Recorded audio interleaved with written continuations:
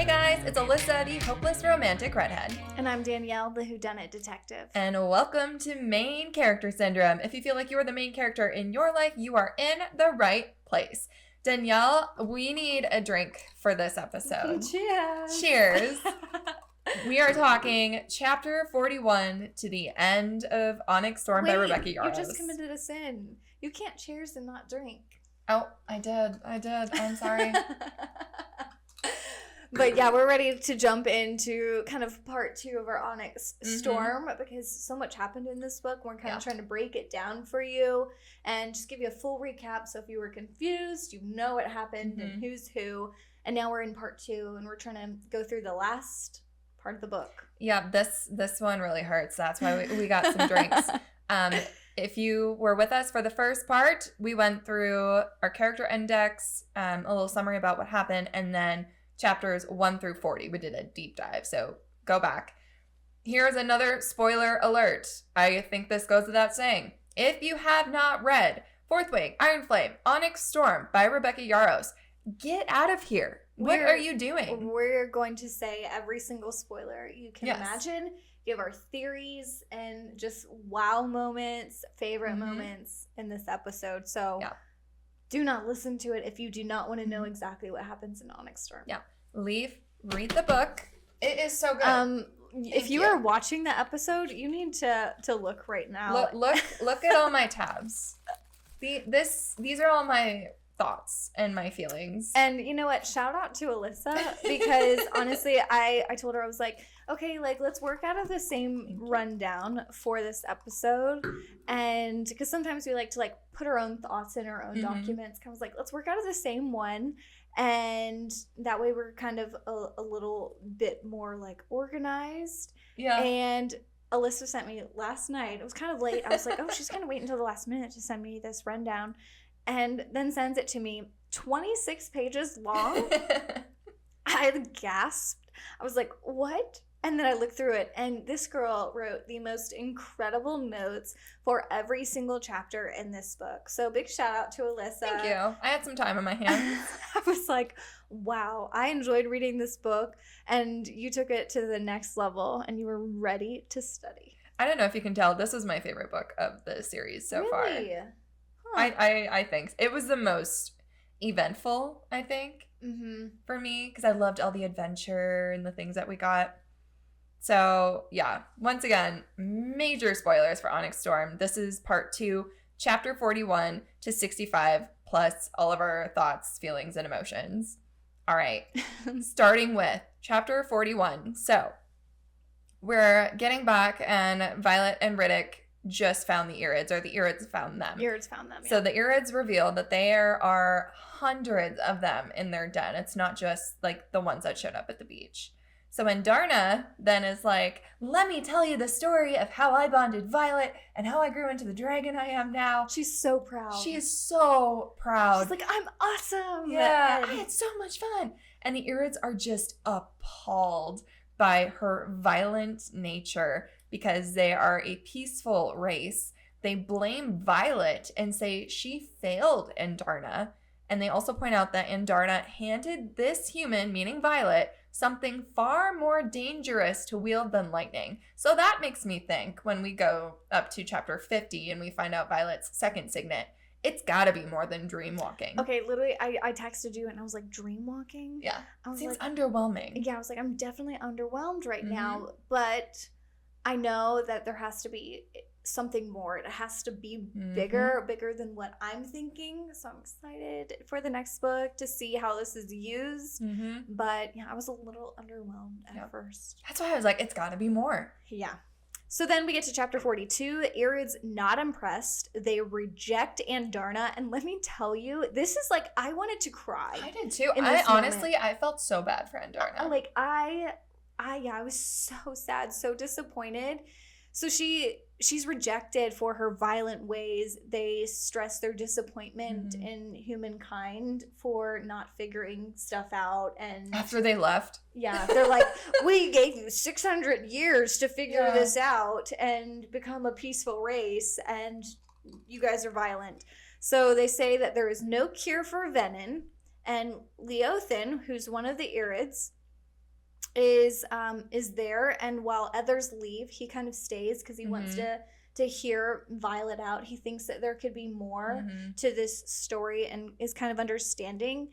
Then Xaden and others kind of walk up. The Irid calls Xaden an abomination. He knows he's Venom. His eyes, even though he hasn't like fed from the source in a long time, his eyes turn like the irises are red. Yeah, the red returns to his eyes while they're there. Calls him an abomination, and then they flee. Riddick sees the whole thing, sees Xaden's eyes, and then's like, "What the hell? Yes. I need some answers." Don't talk to me, Dark Wielder. It's like, oh shit. It was definitely a dark chapter, and Andarna is just, she is soul crushed. She's so sad. It made me so sad. It was pitiful. Well, and then we get chapter 43. This is where, like, you know, Riddick is like the class clown of the Fourth Wing Empyrean series. He always makes jokes. This is where he really gets into, like, he's actually an adult. And he gives Violet some tough love. And Violet is in serious denial. She's like, he would never hurt me. Riddick's like, he's a freaking Venom. And so Riddick makes Violet draw that line that if Xaden hurts her, he's too far gone. And Xaden is obviously bothered by the abomination comment and thinks he ruined the mission and is keeping his distance from Violet. Violet also calls it, quote-unquote, brooding. The team goes back to Basgiath, and then Violet finds another note from Theophany, where Theophany is like, I know where you were. I saw you from Pavis. And then we find out Queen Mayara is dead after Suniva was attacked. Yeah, which was sad. She seemed like she was a good character. Yeah. She liked Violet because Violet like stood up for the Griffin Riders, and she was like, my library is actually better than Navarre's. You have full access to it. And then it turns out, they were raided. I really liked her. And, so she was queen of Poor Meal. I'm sad she didn't have more of a role in this book or other books. Then chapter 44, Devera confirms there's a traitor at Basgiath. After analyzing the Suniva attack, the Venom knew that there was going to be a weapons trade there happening, which is like normal, but this trade in particular, it was a significant amount more of these weapons, and so they're like, there's someone in her ranks. So Violet then tells the others in her wing, like their little circle, not everyone in the wing, their squad, in their little squad, about Xaden being Venom. And Rhee's like, talk. Yeah, she's like, what? She's like, another secret, Violet? Really? Yeah. All right, chapter 45. Violet has another dream where I feel like it's Xaden's, because the sage goes, quit fighting me. Such emotion, don't worry, it will fade in time. So obviously he's like saying like, Xaden, stop fighting, like come over to the dark side. He originally said in Iron Flame, you will turn for love, which is foreshadowing the end, but it's a different kind of love, and we'll talk about that. So Xaden gifts Violet this nightgown from the Silk of Deverelli, where she saw it and was like, oh, that's cute. And he says, it's for the nights I can't sleep next to you. And this is where I'm like, I love this man. Yeah. So much. I have never loved a fictional character more than I love Xaden Ryerson. And it's funny because if you remember in Iron Flame, Kat shows up to the door in Deverelli silk trying to seduce Xaden, not knowing he wasn't there. And then Violet opens the door, and then she's in like this sexy silk, and she was like, she was in Deverelli silk. So it's the full circle moment. That is so funny. Violet executes the new maneuver, the Venom getaway maneuver, her way, and then because she can't do it with her body, and then once again, the right way is not the only way, and we get a foreshadowing era, like a flashback to Fourth Wing when she does a gauntlet, and she's like, the right way is not the only way. And then this was such a wholesome moment. Violet gifts Xaden an onyx wrist cuff with a stone made from the turret at Ryerson House for his birthday, and that's like their spot. There is a significant amount of times that onyx was used in there this was book. And I was like, wait, what? Yeah, onyx colored this, onyx colored that, clouds are onyx, and all of this, and I was like, onyx. His eyes, Taryn, the ward stone, this cup, what does it mean? Yeah. And then Xaden then finally reveals he has a number of days that he wants to reach without channeling, before he feels like he's actually in control of himself, total control. And then Felix arrives to train Violet because the war is quickly approaching, and he doesn't think that they have a month. Yeah. So then we get to chapter 46. The epigraph is... This is my favorite. You do some of your best work on that throne. Flashback to Iron Flame. Damn, Violet. Yeah. Damn. The big moment where Xaden does some dirty stuff to Violet. My house, my chair, my woman. You do some of your best work on that throne. Yes, you do. So then it's revealed all of a sudden Lynx starts wielding a new signet, and that is shadow wielding. Oh, it's so sad. Yep. So magic has a balance, and because Xaden's now on the dark side, now the light side has a shadow wielder. Violet says, "Am I expected to turn with you to Xaden?" I low-key hope she does. No. Do what Padme couldn't do. And Xaden kind of accepts his fate. Llewellyn thinks Violet is whining about Xaden needing to go to Tyrrendor, but she's asking him to stay with her in his soul to fight for them, not stay with her to, not run away at war. You're leaving again? No, you need to stay. Like, that's how I felt like Llewellyn felt like she was being. And I was like, being no, that is not it. She was being a pick-me girl. Yeah, she's being a brat. Llewellyn thinks she's being a pick-me girl who's, like, selfish. And it's like, no, I want you. So she lectures, or he lectures Violet about being the partner of an aristocrat. Every time I think of Llewellyn, I think of Luella, the flyer that died on the cliff. Yes, no, same. I think that's why there's also a lot of confusion about characters, is because some of them do have very similar names. Yeah, they're too similar. All right, chapter 47. Taryn once again, while Sawyer is finally getting back on his dragon, they talk about the dragons being dishonored if they have to, like, modify themselves for their riders. And Violet's like, have you ever felt dishonored by, like, modifying yourself for me? And did you ever feel that before? I doubt you felt that with your previous riders. And then Taryn once again says, we do not speak of the one who came before when regarding Naolin. And I'm like, he's Venin. He has to be Venin. It's the only explanation at that point. I think I have a new theory, but we'll get into it at the end. Okay, I can't wait to hear it. And then, yay, Sawyer finally gets over his stubbornness and accepts his dragon, making adjustments for him, and flies. This is such a wholesome moment for Sawyer, and then the squad is just, like, so happy for Sawyer, and it's just a really, again, wholesome moment.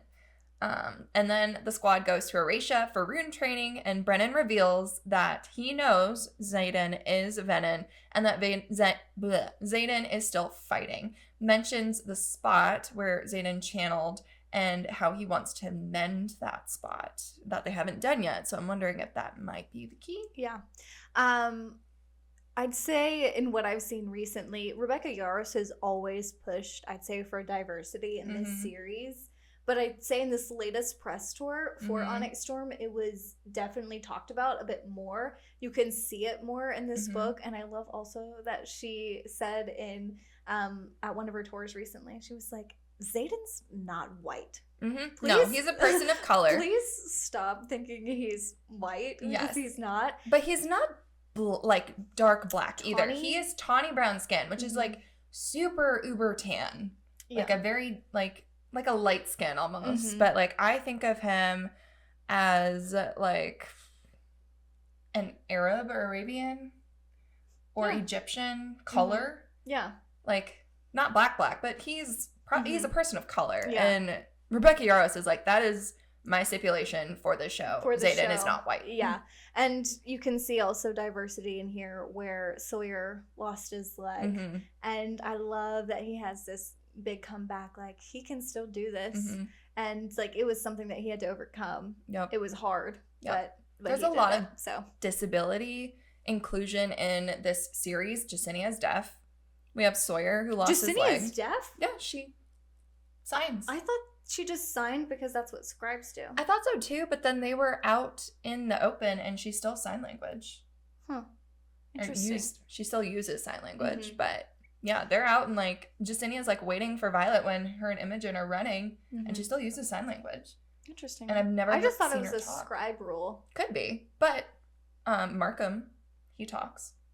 He's like the scribe leader. True. So I don't know. There's a lot of diversity though. There's also inclusion. There's like one of the characters here that's like described as like they them. There's Riddick, who's obviously gay or bisexual. I can't tell. Several gay characters and bisexual characters. But there's one where Riddick is in battle brief, and then this guy's like, I don't mess with second years. And then Riddick is like, well, good thing I hook up like a third. And I was like, damn, Riddick. Yeah. Oh, okay. That was good. That was a good one. Yeah, it was really funny. Okay, what chapter are we on now? 48. Yes. We had too much fun. Yeah, right? A little bit of a tangent. Okay, so 48, Xaden shows up at Violet's door and reveals his goal of 76 days since he last channeled until he has full control. This kind of reminded me of also someone who deals with like drug abuse or alcoholism. Yeah, I felt that way too. I was like, oh, he's been sober. Yeah, that's exactly how I felt. And he was really proud, and he's like, this is twice of Barlow's number, and he was currently on day 73. Xaden prepares many weapons in order to be intimate. So many weapons. Like, he's like, you got any daggers? She's like, I got 2. He's like, you got 4 now. Yeah, you've got 4 now, and then you have that serum. Yeah. Like, and your power. Like, I'm making sure that you are full power, ready to go if I have to do anything. And then we get to chapter 49, which, like, Xaden and Violet get together, and he maintains control with his terms. And I was like, oh, this was hot. This was hot. Whatever he did with his shadows. Rebecca Yarros has said she knows how to write a sex scene, and this was good. Something I want to point out, too. The epigraph says, while most deities allow temple attendants to choose their timeline of service, only 2 require a lifetime of dedication. Dune and Loyal, for both war and love, change souls irrevocably. So it's important. Dune is a lifetime of service. Dune is a lifetime of service, and he's connected. I think it's a she, and she's connected to Violet at some way. And then obviously Violet is dedicated to the god of war, or partially dedicated, and that's why she's so powerful. And then I think she's more than dedicated, personally. You think? But she doesn't have full silver hair. Correct. And the grandmother kind of said they didn't. Oh, and no, the priestess said that they didn't complete your dedication. Correct. She's partially dedicated, but everyone who had silver hair dyed their hair that way. Violet's grew that way. Really? Huh. Yeah, they were like using some kind of flower. Oh, yes. Yeah. So Violet is naturally that way. So I'm like, she's something. Yeah. Something interesting. So then we get to chapter 50. Violet is in Xaden's dream again and believed to be a dream walker. You think it's more than that? I think it's more than that. And then Arisha is under attack. I think it's kind of important, though. She's in this dream in Xaden's dream, and the sage is there, obviously, too. He's supposed to be dead. He's supposed to be dead. We learn he's not dead. And he recognizes Violet. He calls her out in that dream. So I think he's also a dream walker. Yeah. And yeah, they're the balance there. Yeah, I think so, because I think he's like the venom part of the dream walker, because he can get in and like mess with Xaden's dreams, and Violet walked into those dreams and he's like, you shouldn't be here. But this is where I'm like, okay, because it also is like, can they tell the future? Because this is exactly what happened at the end of the book. And they were in Drathis. Yeah. So a lot of things where my brain was like, what? Yeah. I think it's the sage, that sage in particular, Dreamwalker, and then like, has some like precog maybe. Yeah, I was like, maybe the sage is precog. But I knew the sage wasn't dead because there was no body. And when there's no body, it's always alive. Yeah. All right, chapter 51. We are getting ready for battle, and then Auric tells Violet to protect Dune's temple, because we find out later he saw the future and knew that Xaden and Violet would need it because of what happens in chapter 65. And Violet says in this one, which is kind of interesting and also something with her power, she says, I am light and heat and energy in itself during the fight. So we all know her lightning, her signet is pure power, and it comes out in the form of lightning. And I think it'll be something even more. I think it'll develop. And Asher knew. Mm-hmm. Asher knew because I wrote here in my notes. Asher calls Violet, Asher's Violet's dad, calls Violet my brightest light. Yep. That's what he calls her. He's like, you are my brightest light. Mm-hmm. So. Coincidence? No. I think not. Nope. So then 52, Theophany is back, and Darna insists on protecting the temple. Does she know somehow? I don't know. That was strange too. Yeah, so she's like, no, we have to protect the temple. The priestesses seem to have a death wish, and then Rhiannon tends to follow Violet everywhere, even though she's actually supposed to be the leader. Mm-hmm. Theophany can't enter the temple because she's a forsaken priestess. Mm-hmm. We learned that. But I doubt she would still dye her hair silver, so I think her hair is also naturally silver. I think her hair was already dyed silver because she was a priestess, and then it just stayed. Yeah, I don't know, but she also has full silver hair, and it's a clue that she's also a forsaken priestess to the goddess of Dune. The Irid Leothin fired up the wardstone. He came back to fire up the wardstone in Erasia and basically saves everyone, and then leaves. He's just like, thought I would do this for you, but like I still don't F with you, so we're gone. Here we get to chapter 53 where I needed a drink personally. Fun fact, the epigraph, this is where also this solidified. Like I said, like the last one solidified my intention or my theory for Violet being dedicated to Dune. This was the painting on the wall. So it says, Asher returned today. Gods help us if anyone finds out. I'm not sure I'll ever forgive him for what he's done. And that's from Lilith Sorengill's like journal. Mm-hmm. And I'm like, uh-oh, he dedicated Violet without her permission. Mm-hmm. And it was Dune's temple in Unbriel. It had to be. Yeah. So I was spot on. I hit the nail on the head with that one. And then grab your drinks because the Irid came to take Andarna back to his home to train her. And Andarna leaves and breaks the bond with Violet. And I was like, WTF. I knew she would come back during the last battle. Like, that was my theory. But I was like, the audacity, Andarna. No, I understand. Like, I can't imagine what it would be like. So I'm going to make a very large comparison right now for something I know nothing about. So I will just preface and say that. But I can imagine not having any like parents, growing up an orphan, never knowing your parents or family, and being raised by someone else, and these people come back into your life. You've always kind of wondered about yourself because you knew you were different, and then these people can give you the answers that you've always wanted to know, been looking for. And so I empathized with her. I was like, yeah, I mean, I get it. I would want to know my history and stuff too. But yeah, it was definitely a hard emotional scene. I empathized with her, but I was like, girl, we're in the middle of a war. You can wait a month. I know. I was like, yeah. She just up and left and broke the bond with Violet, which poor thing just left her in a catatonic state. Yeah. It was sad. I was like, jaw to the floor. I was like, no. Yeah, I was like, honestly, I wrote this in my phone. I was like, if Violet loses Xaden and Andarna, I am going to lose my ever-loving mind. Mm-hmm. Yeah. Oh, it was hard.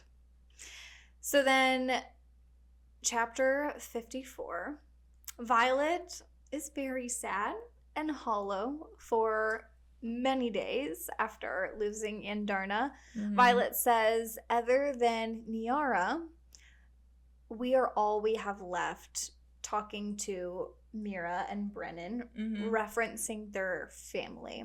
And Niara is their grandmother, who we learn. Violet confirms with Mira and Brennan as they're fighting that her parents did try to dedicate her to Dune as a child because they thought that she needed to be fixed. It was never completed, maybe, we'll see, because Violet's future was not certain because she had past to choose. And that's what the priestess said. She was like, it wasn't completed. Yeah, she's like, good thing you didn't complete your dedication. Yeah. And then, we had learned that Asher took Violet without Lilith's knowledge. And Mira is told by a priestess that she would turn dark, but it was Xaden she prophesied, not actually Violet. So Xaden's like, it's me. I'm the problem. Yeah. So then he's like, oh, well, actually, Mira, I'm the venom. And she's like, oh, Andarna called it. Strike first, ask questions later. Mira's freaking pissed. She's so mad. Rightfully so. I mean, it's your sister. You're trying to protect her, and then you find out that her boyfriend, love of her life, is venom. And can kill her at literally any time. Yeah. I'd be concerned, too. So, like, I empathize with Mira. And also, like, she's also being kind of left out because she's like, you know, Violet has this quest with her dad's books, and she's kind of jealous in that way because she's like, well, he didn't leave me anything. And then the Narelle was like, Violet has her dad's quest. You have whatever you learned from your mom. So I think what they both learned is kind of going to come like full circle. Chapter 55, Violet is gaining control of her signet. She found another way to do runes without Andarna's power, because if you remember, she was using little slivers of Andarna's power because Terrence is too powerful. Well, then she's just like, well, maybe I'll just force Terran's power apart and use that for runes, and she ends up doing that.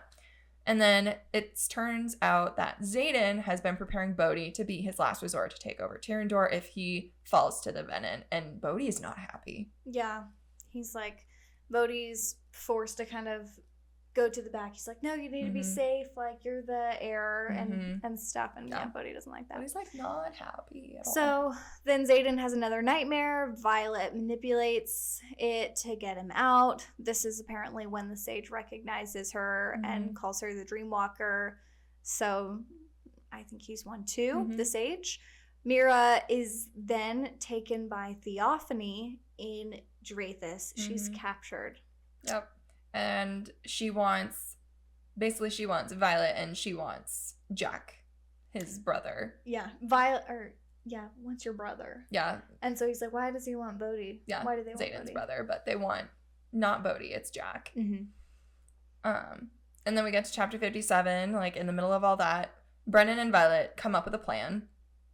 Brennan finally makes her choose one objective, and Violet realizes to be a leader, you cannot save everybody. And I'm proud of her in this moment because she's like, okay, we kill Theophany. That is what I want to do. But then at the end, she's like, I will save Mira at all costs. Yeah, well, they call her out. They were like, this is how she knows, knows how to get to you because you want to save everyone. And that's where you're falling into her trap. Yeah, she's very predictable. Like, you're going to try and save the people. You're going to try to save your sister, and everyone is going to die.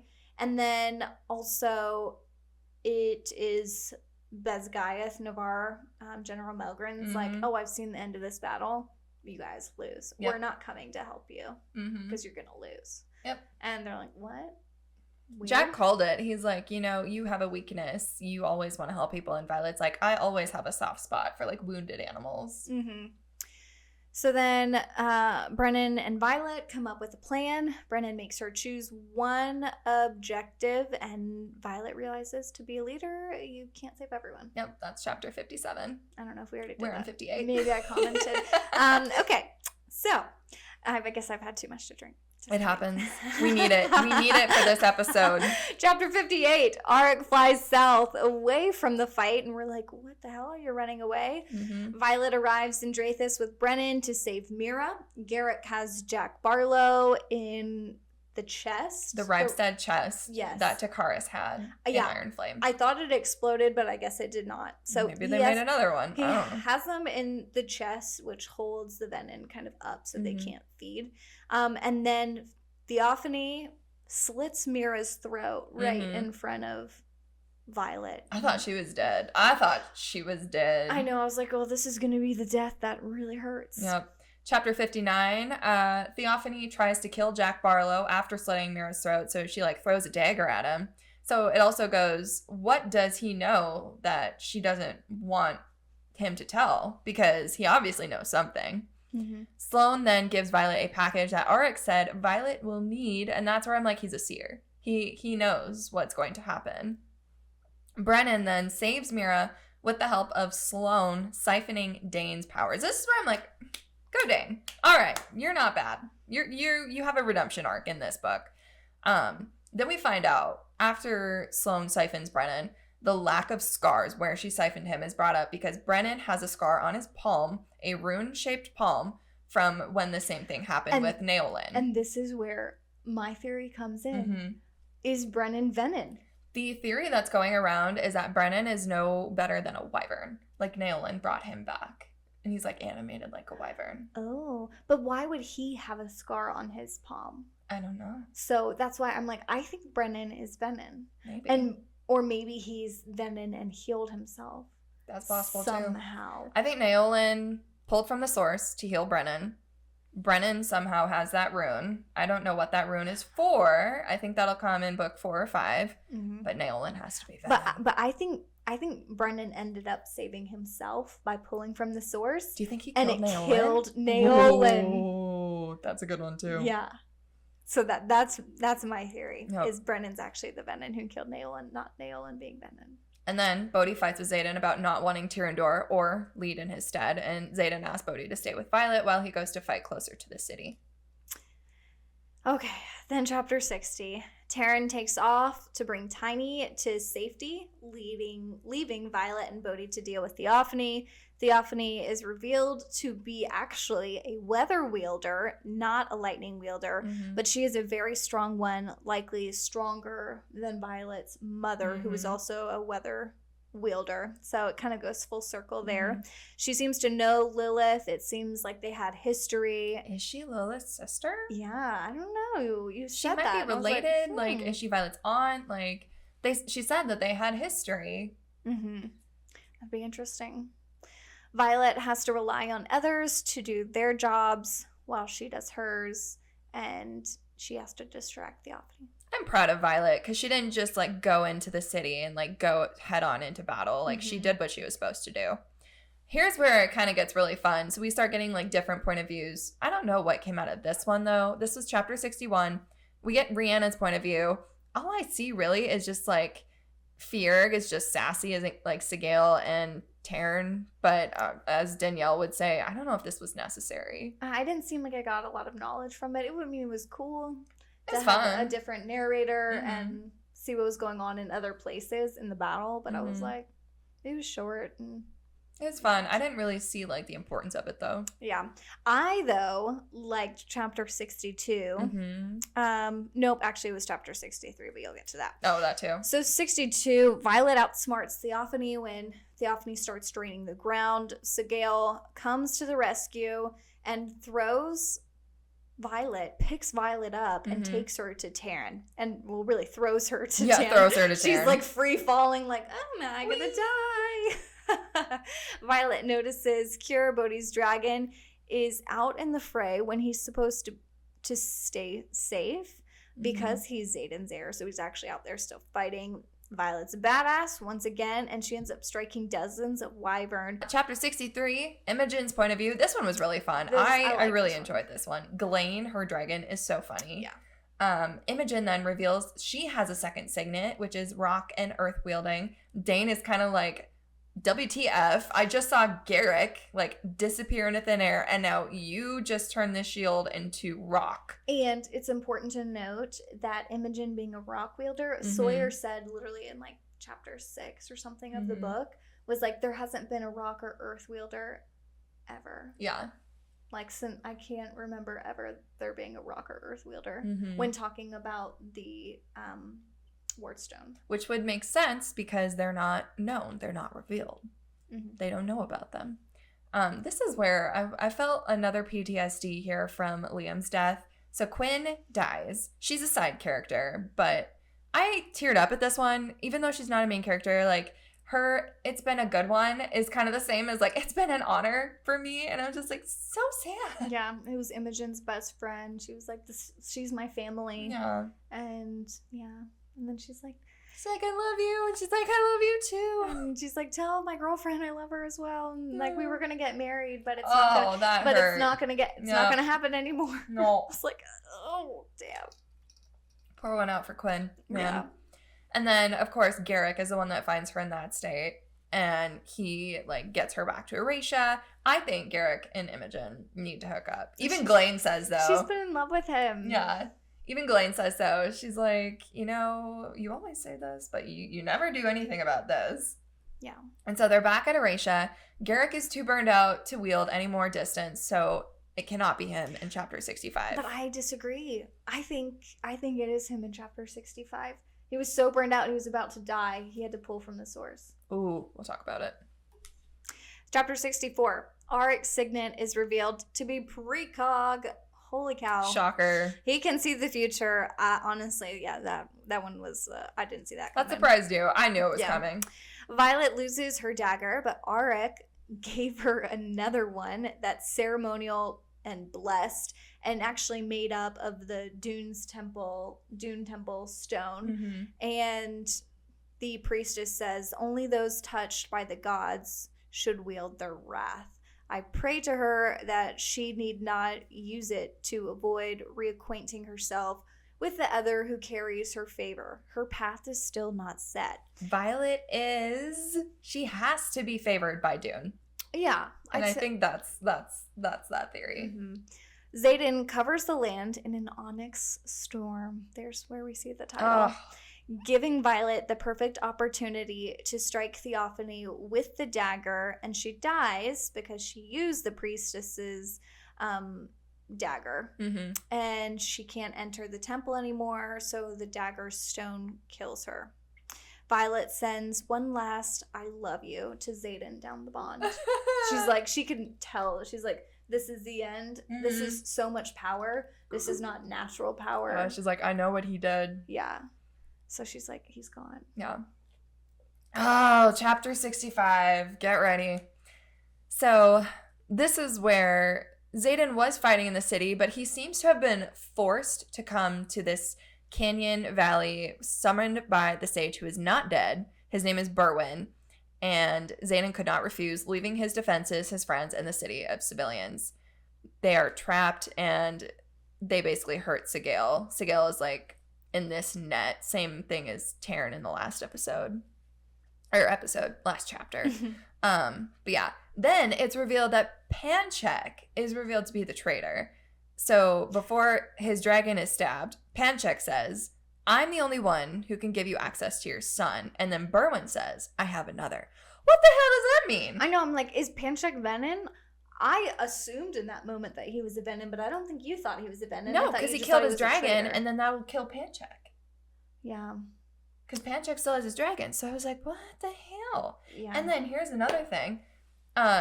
One of Xaden's quote-unquote brothers has turned Venin. And so he goes, now that my sage has another sibling he can use against me, I'm screwed.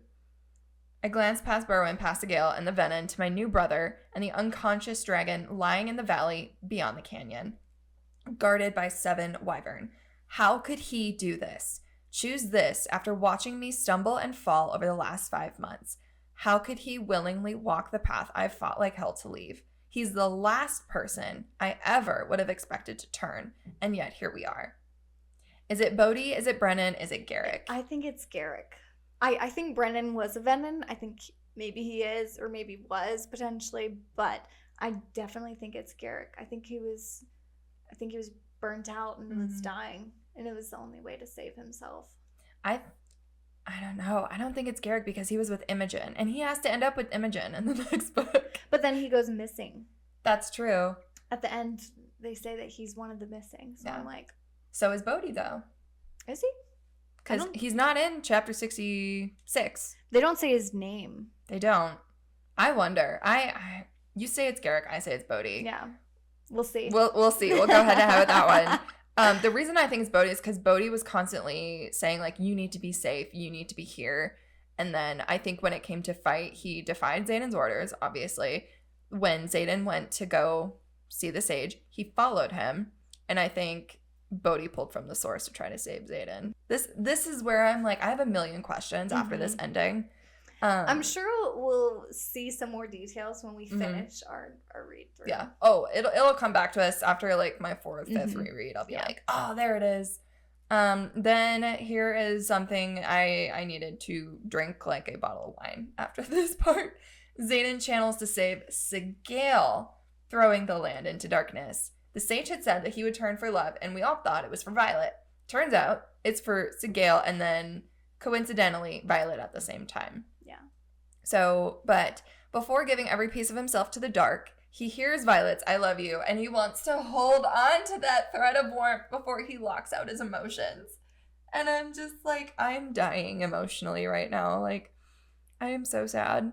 Then Xaden asks Sigale, "Will you forsake me now?" And she says, "What is there left of you to forsake?" But then Xaden lets Sigale into his mind, and she startles at what she sees. And then she also, like, sees his plan, which is on page 523, if you guys don't know what that is. But I think that teeny tiny little sliver, that shred of his soul is still there, which means he's not too far gone. His soul isn't dead yet. Mm-hmm. That's where that kind of came into play. But Xaden has a plan. He says someone owes him a favor, and he thinks that Violet will agree because she loves him. And Xaden is full of venom now with, like, red pulsing veins and everything, but I think he probably is still hot. That would make sense as to why maybe she had her mind wiped so she doesn't know the plan. Right, I think so too. So she can't, like, ruin it or something. So Chapter 66? Yeah, chapter 66. Violet wakes up in Erasia to find she's actually been missing for 12 hours. Garrick's also missing, and the veil is missing 6 dragon eggs. That's bad. Violet has a giant ring on her finger. Oh, and coincidentally enough, I wore my emerald ring. Oh, good. Look at you. It's an emerald stone. Violet has a giant ring on her finger, but it is the finger. A stone that is the same one as the blade of Erasia. Violet and Xaden are legally married thanks to a decree from the head priestess of Dune's temple, and Violet is now the Duchess of Tyrrendor. Xaden is gone, and he leaves a note for her that says, "Don't look for me, it's yours now." And that's where I think it, not she, as in she is Tyrrendor. What does it mean? Yeah, but that's why I think it's Tyrrendor, because I'm like, what else could it mean? Like, he wouldn't, if Bodhi is gone and if Bodhi is Venom, I feel like he would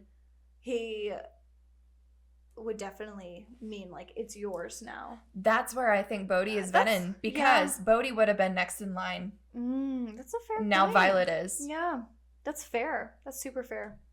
That solidifies my theory. That actually just took you up a tier. I'm still not convinced it's not Garrick, but it would be kind of too obvious to be like, oh, it's Garrick because he's missing. Well, Rebecca's been known to give us some plot twists, so I'm excited to see what that is. But yeah, because he's like, it's yours now. So that would have to mean that it was talking about Tyrrendor. But if he's not talking about Tyrrendor, then it could still be Garrick. Yeah, it could be. Could be Brennan, too. Yeah. So. But Violet's been missing for 12 hours, remind you, in chapter 66. And then it's revealed that Imogen has wiped Violet's memory. She's like, what the hell happened? Why don't I remember anything? And then she looks at Imogen and she said, what did you do? And Imogen replies, what you asked me to. Dun, dun, dun. And then I turned the page and it said acknowledgments. And I was like, are you freaking kidding me? Are you serious right now? Yeah, I was like, holy shit. So, very interesting. What? I am so confused. It was a good ending. It was so good. And Rebecca Yarros, as always, says she loves cliffhangers. She's more than likely going to end her book on a cliffhanger, which, awesome. We know. We're very aware. Yeah. As Xaden would say, well, the F aware. That's one of my favorite sayings of his. Like, when you know Xaden's mad, he's like, well, the frick aware. But okay. Here's some of our favorite things. So let's get into our favorite quotes. I have quite a few. Do you have quite a few? Honestly, I didn't really write any of them down because you have so many, and I agreed with a lot of them. Okay. I'll say them and tell me if they're your favorite or not. So these are mine. They're mostly from Riddick, and then some are from Xaden, and then a couple are, like, miscellaneous. So this one's from Xaden in the beginning, where Violet's like, do you still love me? He says, I could reach the rank of Maven, lead armies of dark wielders against everyone we care for, and watch every vein in my body turn red as I channel all the power in the continent, and I would still love you. What I did doesn't change that. I'm not sure anything can. Big foreshadowing moment to, like, he actually does have the red veins. Probably still hot, though. Yeah. And this one, when Xaden's getting jealous of Halden, he goes, yes, love, I'm jealous. I'm jealous of the armor that holds you when I can't, the sheets on your bed that caress your skin every night, and the blades that feel your hands. I was like, oh, pure poetry from this man. And I like this next one. This next one, too, where they're at, I think it's Hedotus. Yeah. And they're, like, talking about how, well, that was stupid that you canceled your engagement. How about we set you up again? And they're like, how's 3 or 4 years? Xaden's like, drop the papers. A lifetime. Anything less is unacceptable. And her full name is Violet Sorrengail. 2 R's. Yeah, that was a good one. It's like, yeah, middle fingers up, basically. Yeah. And another one, it wasn't a big enough strike. And that goes with my OMG, or my, I think my favorite moments. Yeah, it was like Riddick, they were talking about the lightning in an area where they couldn't wield. And he's like, was that you? Mm-hmm. And Riddick's like, that wasn't us. Yeah. Xaden's like, it wasn't a big enough strike, I know. Yeah, that was funny. This one is Andarna to Taryn, or Andarna and Taryn. So Taryn goes, your wings won't hold the weight of this ice. Andarna blatantly mocks him. And yet yours miraculously carry the burden of your ego. Taryn says, go find a sheep and let the adults work. And then she also ends up mocking him at one point, saying something. And the audiobook readers definitely got a treat with this one. She's like, no. Your wings won't carry the weight of this ice. I was like, oh my gosh, it was so funny. Yeah, because, Andarna, she said something like, I want to eat an umbriel horse. And Taryn's like, no. And she's like, no. There was a couple of times.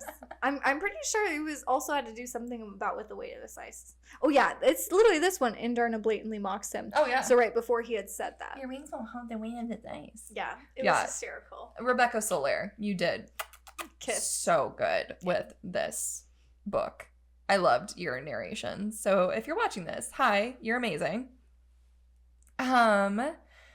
Then we have, everyone assumes she'll wind up with you, but it's my last name she ends up wearing on her flight jacket in the formation. And this is where Xaden is mistaken for Dane, and everyone's like laughing, and Darren's like, well, Violet, what do you want to do from here?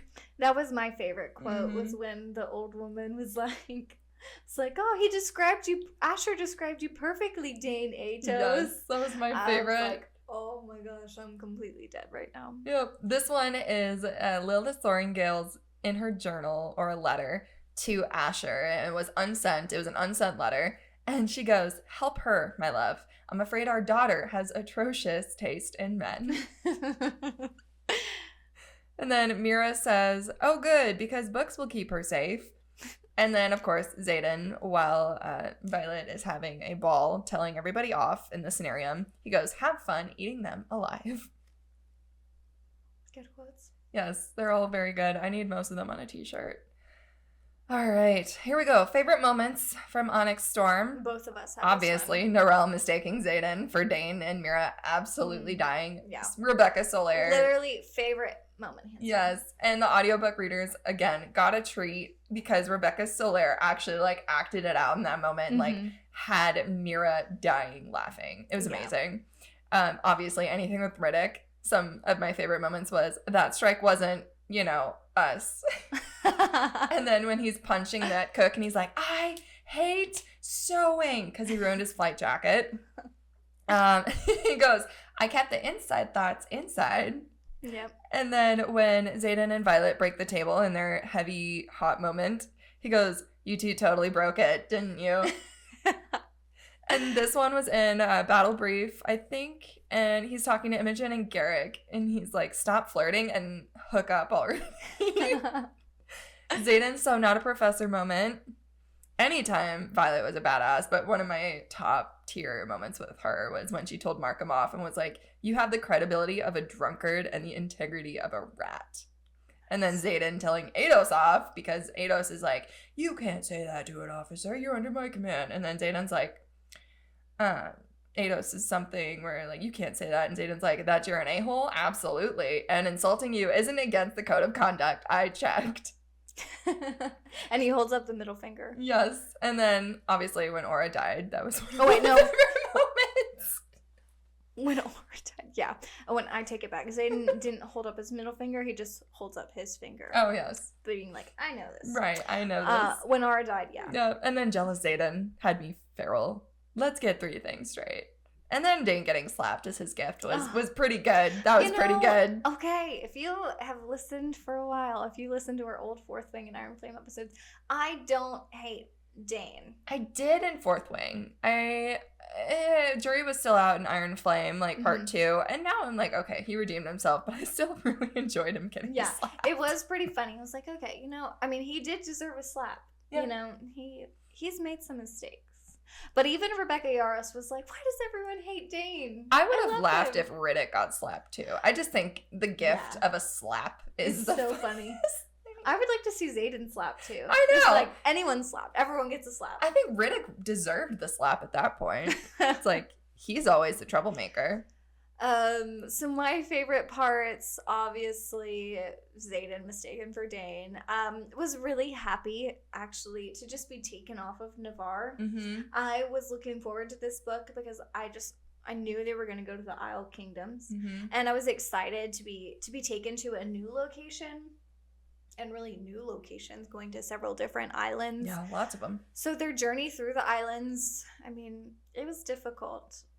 But I liked it, and it made me anxious at times, and it was super difficult to read about Traeger dying. But I don't know, that was my favorite part of the book, not Traeger dying, but just going to all of these different islands, being put in a new location after being stuck in Navarre for 2 books. So that was nice. Arik speaking all of the languages, and then Dane being like, what the hell? Why did I even come? He's like, why am I here? Just sat back and watched Dane struggle. Literally, yeah. Dane's struggling, and Arik's like, I got this. Dane's like, I think I know how to say this, and Arik's like, just stop. Yeah. So that was one of my favorite parts. It was really funny where Dane's like, what the hell? Why am I here? Riddick playing with his dragon was such like a sweet moment. The prank wars. Yep, they have like little pranks that they do on each other, and then like Riddick's like in the water, and then like the dragon's like splashing him and stuff. It was so cute. But I will say, in that moment, I was like, Riddick's dying. Yeah, I know. Like, he's gonna be the next to die. I was so scared when they went to the Island of Luck, that it was gonna be Riddick who died. Because I was scared. It was either gonna be Garrick, Mira, or Riddick in this book. Yeah, because I feel like when we get more of a character, is like Rebecca Yarros trying to create more of a connection, and then she's like, she's just like, I'm gonna take him. I'm going to give you emotional damage for the rest of her life. So with that sweet moment, I was like, oh, Riddick's gonna die. No.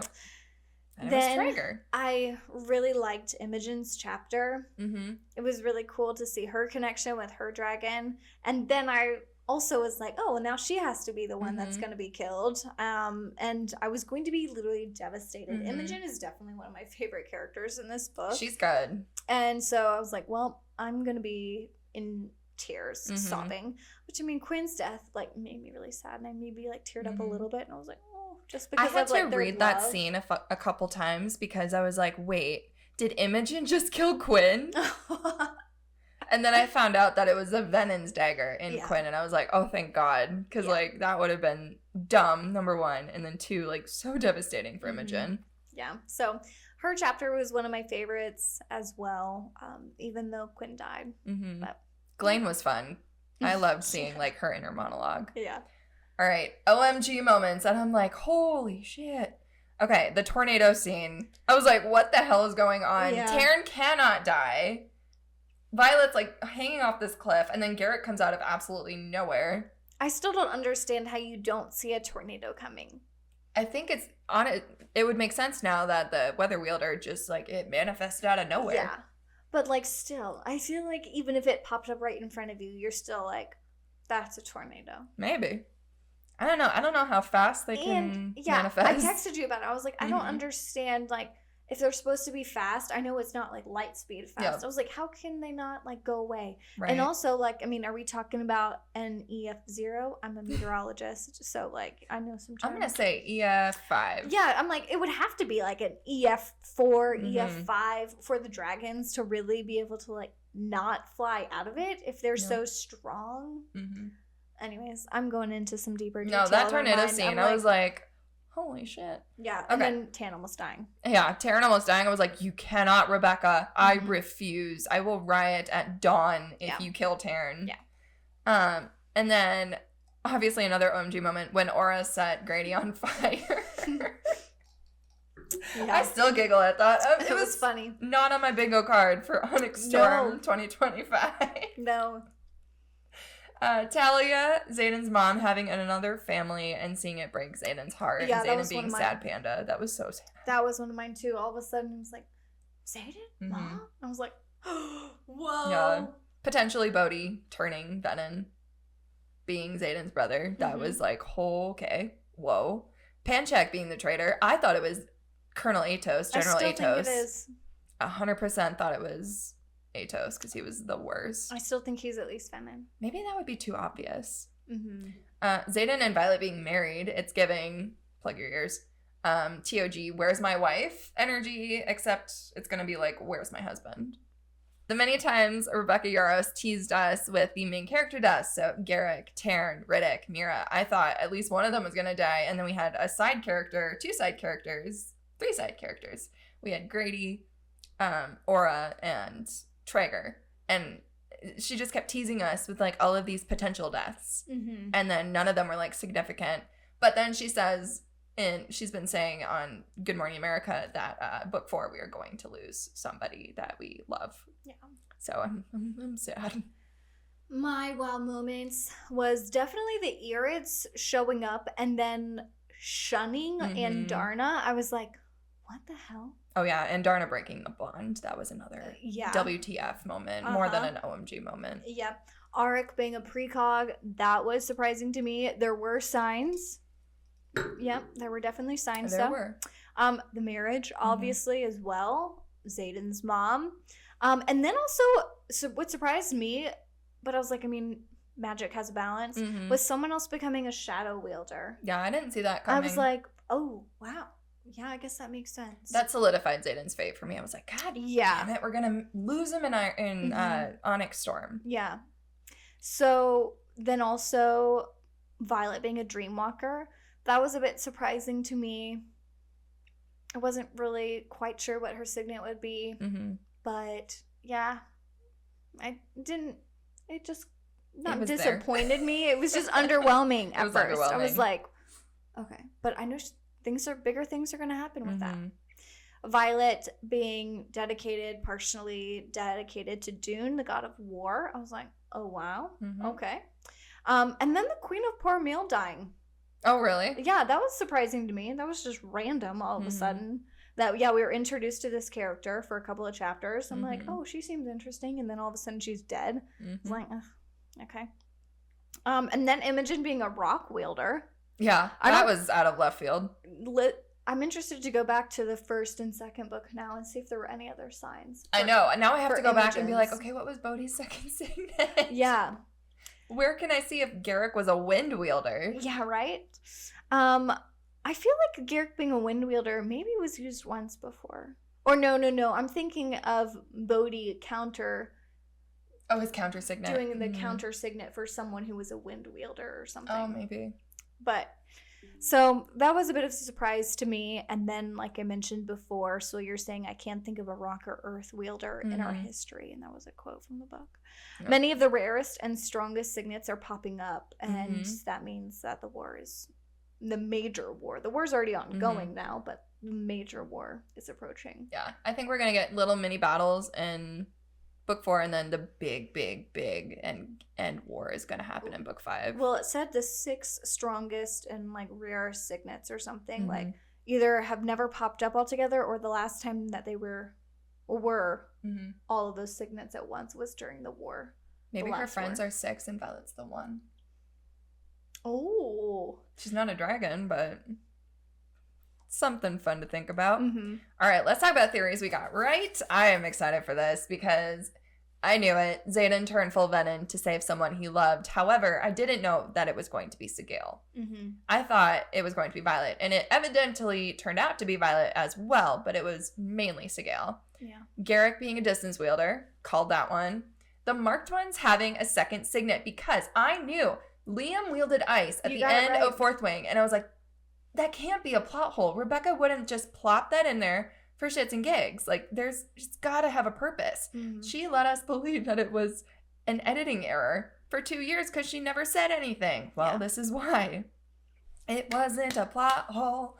I'm gonna do my dance. I was right. Okay. Yeah. Done with that. And Violet connected to the gods. I didn't think of that theory, obviously, before. No, I did think of that. We thought she was connected to the gods. We didn't know she was dedicated to the god of war. But we knew she was like some somehow. type of higher power. And that's because we talked about it in one of our last episodes where there was a quote and it says there was a reference to God, to like literally the actual Bible. Yep, I am who I am. Yes, where she says I am who I am. Yep. And so that's 1000% a Bible. Yep. So. I knew the Onyx and Onyx Storm was dealing with Xaden turning, but I didn't know that it would be his shadows. I was wrong. It's okay. One. Theories are just fun. Yeah. They're just like, fun. What if it's a storm of the Black Dragons? But not while I was like starting the book. I was like, but what if it's not actually the Black Dragons? Right. What if it's the Irids turning themselves black to act like tan? Oh, okay. And then, so that was my theory. Book 4 could be a storm of the Irids. Yeah. I see that happening. Venin, we're in the scribe. That is a hard, like, 2 words to say. Quadrant. Scribe quadrant. They were hiding there. Little teeny tiny hints in Iron Flame that pointed to that. Violet being an Intrinsic, did not know she was a Dreamwalker, because in the dreams that she was seeing in Iron Flame, I wholeheartedly thought they were hers. And I went back to look, and it was like, I mean, it was pointed at Violet. Well, she literally just wants to know everything all the time. She's like, tell me this, tell me this. Yeah. Like, none of it made me think that it was Xaden's dream. Yeah, no secrets. None of it. I understand her need for knowledge, but like Rebecca thought she made it obvious, and I was like, that didn't look like Xaden's dream at all. That looked like Violet's dream. So I was so confused. Dane having a comeback. Halden was Violet's ex, but I did not know that he was going to be such a scumbag. Yeah. Ugh. But let's talk new theories. Let me tell you, when I saw the compass, I was like, there's something with this. It's a black compass. The man who gave it to Violet said, use it wisely. But he did kind of have a smirk on his face. He did. But it's broken, quote unquote, because it doesn't point north. What if it doesn't point north? It points to like the one you love the most or something like that. Because Xaden, there have been a couple compass like references in this book. In chapter 46, his gaze jumps to mine like a compass pulled north.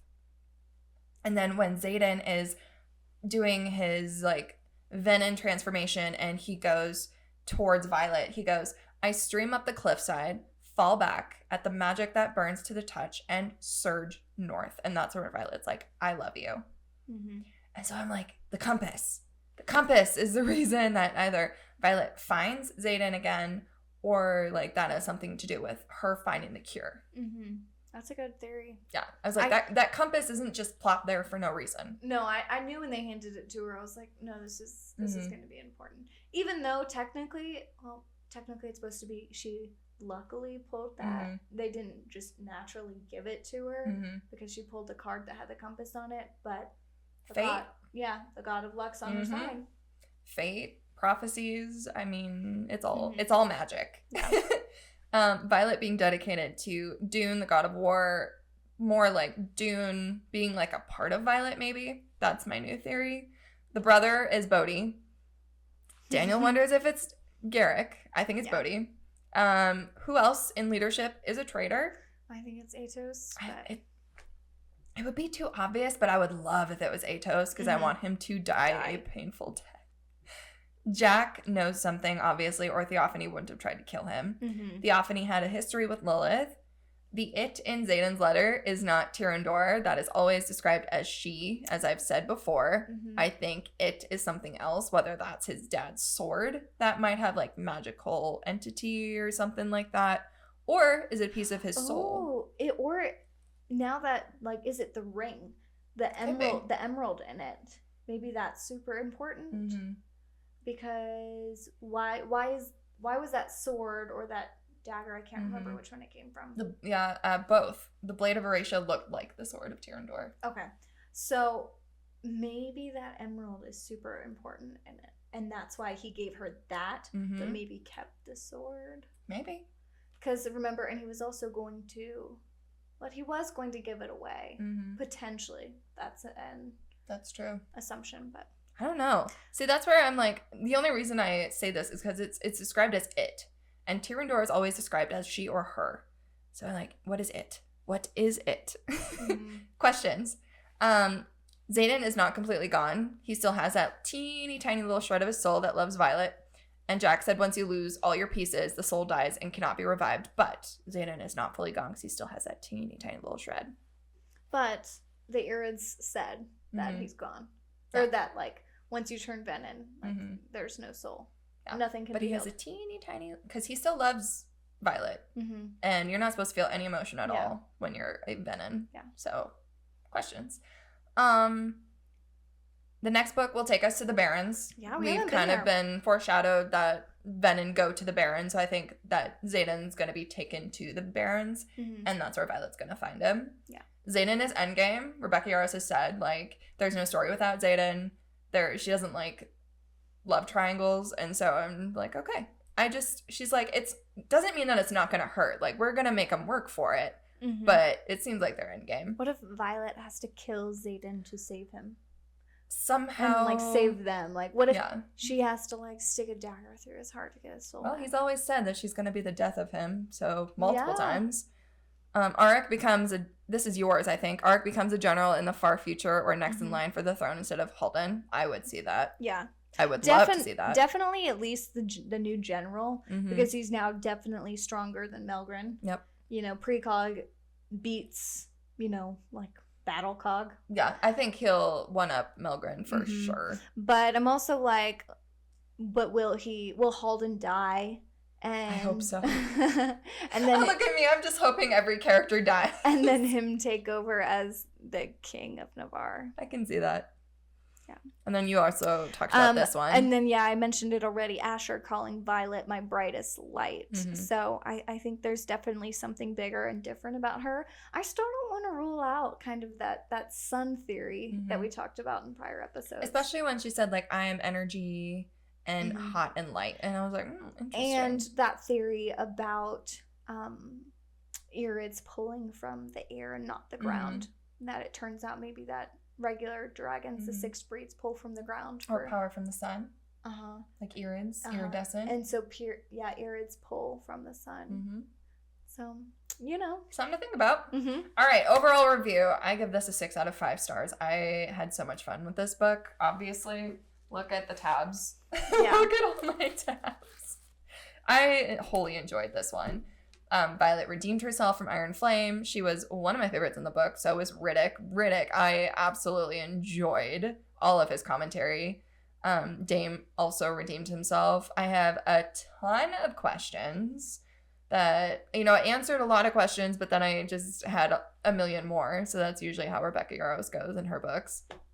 And then Auric was amazing in this book as well. Like, again, when he let Dane struggle during, like, translating at the Isles, I was like... Yeah. My review, I definitely give it 5 out of 5 stars. I loved it. I will say, though, I did not like the first about 20% of the book. Only because it was very difficult, I'd say, to read and listen to. Because you have, like, name dropping everywhere. There's so many characters. And I've read Iron Flame, Fourth Wing 3 times through. And I even still at times was, like, confused about characters. I was like, who? What do they do? What? Where they are? Who? Who are you? So, and the locations for sure. So it was definitely a bit confusing. And that's why I did not like the first 20% of the book. Yep. And now that I'm going back and rereading it, things are starting to get a little bit clearer. But I know I'm not alone with a lot of people not liking the first part of the book. I've seen a lot on social media where they're kind of like, they're kind of just like, I had to get through like the first 15%. Well, I understand that. I also, like, you listen to the audiobook, correct? Just the audiobook. I listened to the audiobook and I had the original book or the hard copy book in front of me. And I also had a character index. And, well, I had this character index, but I also had another character index. So that kind of helped me a little bit. Other than that, if I didn't have that, I would be kind of lost. The fan character index were great.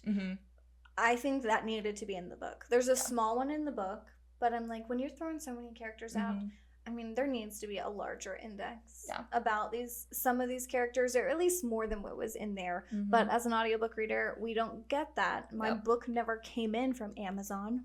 Rude. Jeff Bezos. Literally. Get on it. Made me so mad.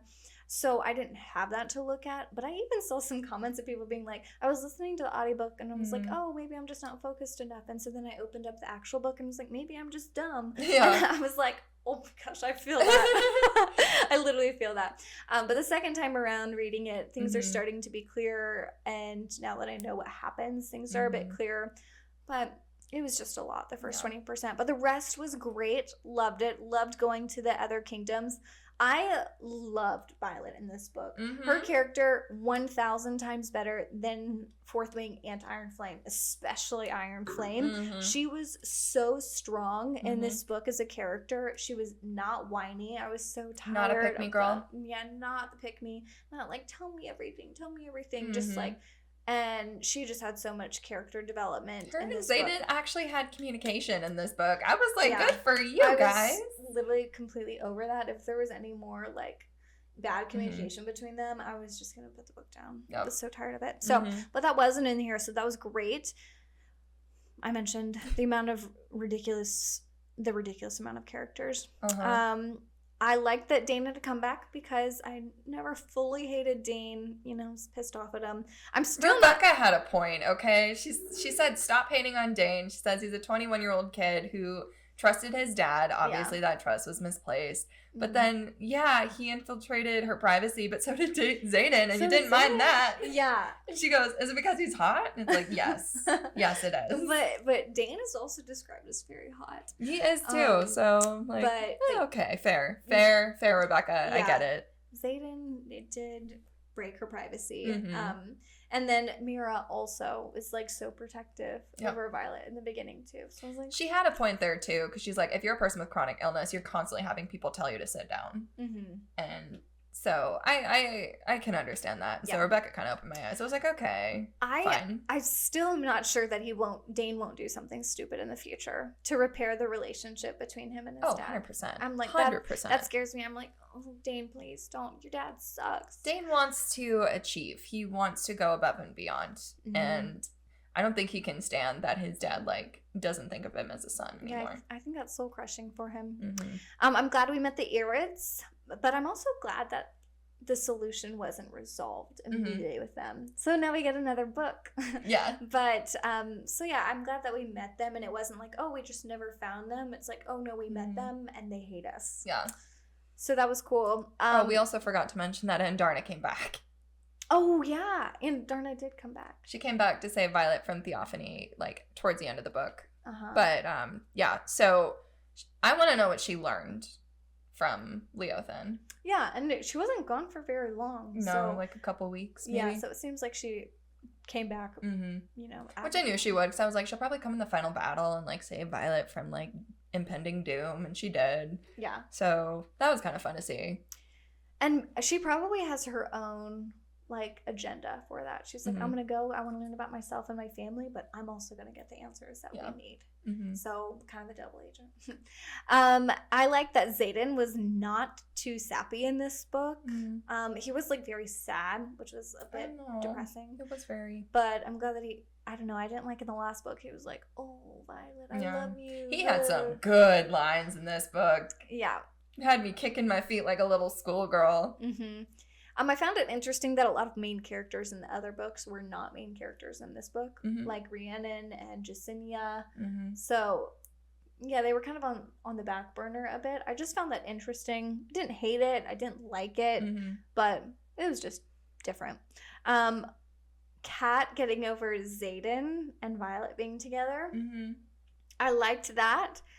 I was hoping that they become friends. Like, I really was hoping for that. But I am so sad that she can never win or find love.